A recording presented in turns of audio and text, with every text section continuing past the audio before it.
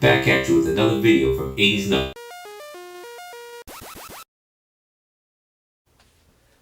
Back at you with another video from 80s Nut. Alright guys, today I'm just going to kind of run through some quick pointers on old school pullouts and old school decks in general. If you're in the market for an old school deck, as now there's a ton of you guys out there that are looking for old school decks to put in your classic car. There are some things that you need to know and some things that you need to look for, more than just your standard common sense type of things. Obviously, if you're buying an old school cassette deck, you're gonna have to do some type of preventive maintenance, or someone, maybe a friend or family member, or is gonna need to do this for you.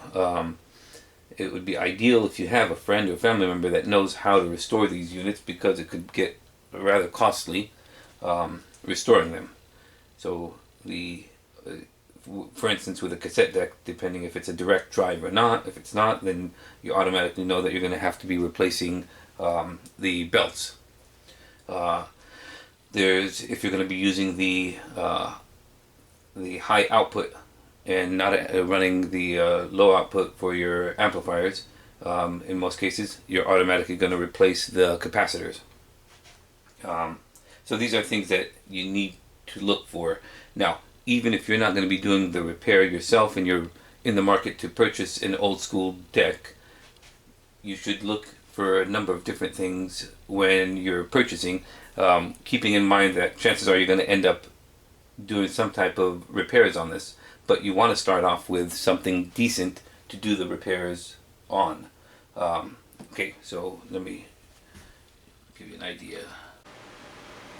Alright, it's done. Took some time, but it was better than on the actual plate, number plate on it. Let me open it up. And oh, you know what? I'll show you guys something. So I said I was collecting them since the very beginning. That's right there. That's me from back in the days. And I was holding a 800 A2. Okay, so let's pull this out.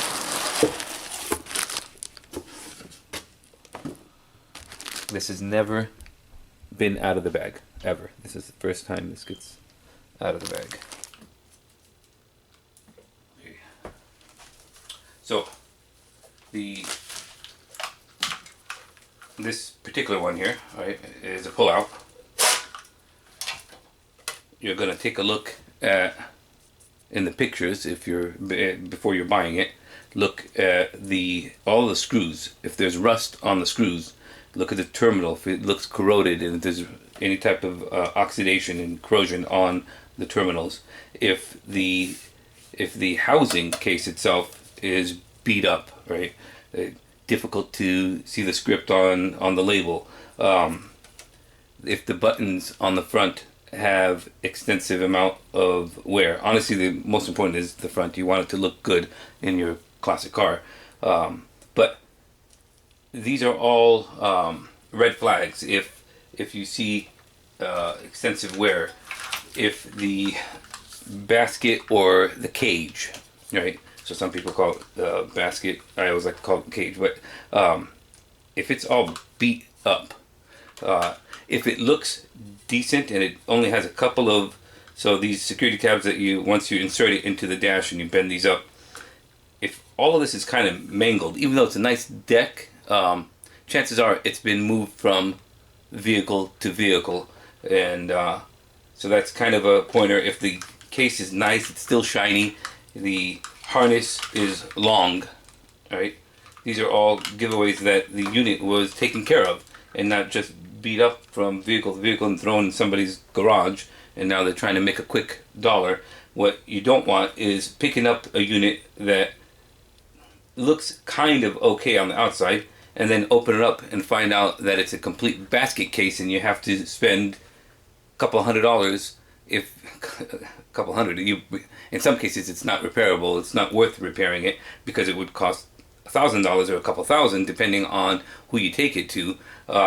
When I say a couple hundred, If you're doing it yourself and you're just replacing a belt or a plastic gear or the capacitors, these are things that are kind of given, but you don't want to go in there and find a huge amount of corrosion on the PCB. You don't want to do that. Anyway, so these are things to look for. Here's a old school Sony. Again, same thing. The I can let this go. There's a little crack on the bezel there, but for the most part, the basket or cage is in great condition. The harness is in great condition. Right, it hasn't been cut down to practically nothing, and also a lot of these old school decks, they only had low level outputs. So if you're going to be running the deck without any amplifier, some of them had accessories that went with them that are near impossible to find. So a Sony deck would actually have this with it because they didn't fit the so basically what this is a high-low converter, but they weren't able to fit that in the unit at the time. It's up to me. I always run amplifiers and run them right through your low output to your amps. Some really high-end old school decks only had low-level outs anyway.